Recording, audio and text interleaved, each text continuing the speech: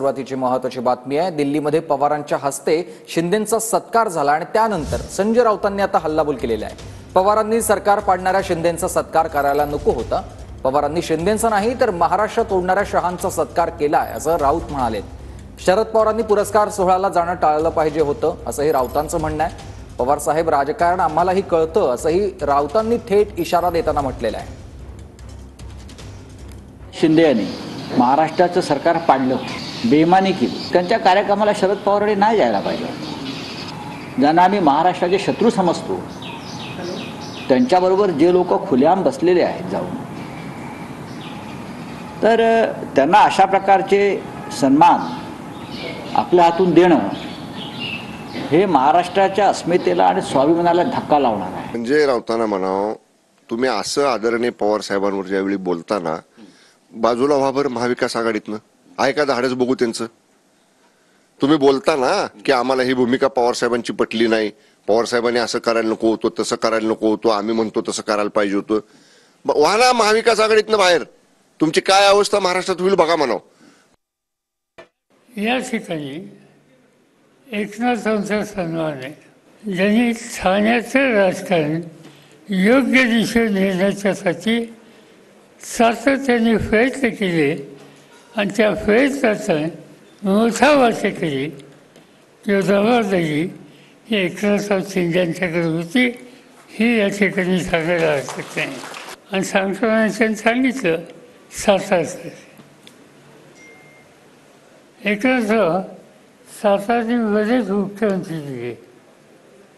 मला आनंद आहे की आज महाराष्ट्राचं नेतृत्व करायची संधी त्यांना मिळाली।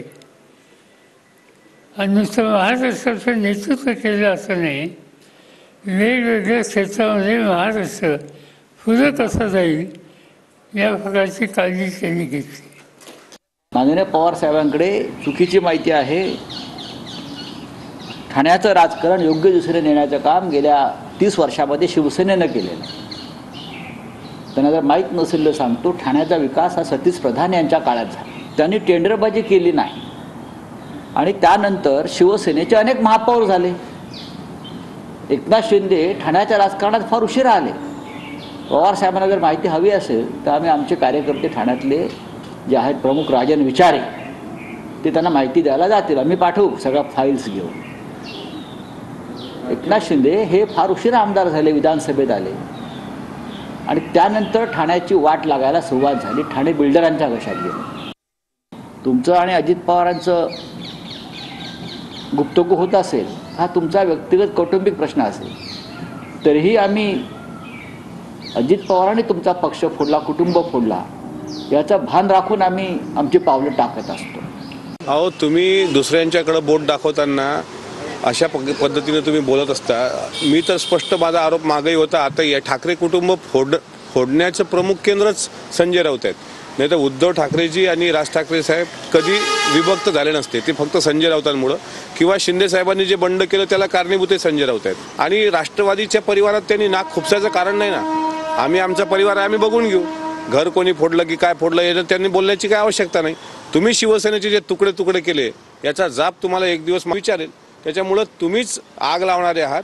आणि तुम्ही अशा प्रकारे बोलणं म्हणजे त्याला म्हणता येईल की एखाद्या चोराने शाव असल्यासारखं बोलणं आहे असं मला वाटतं।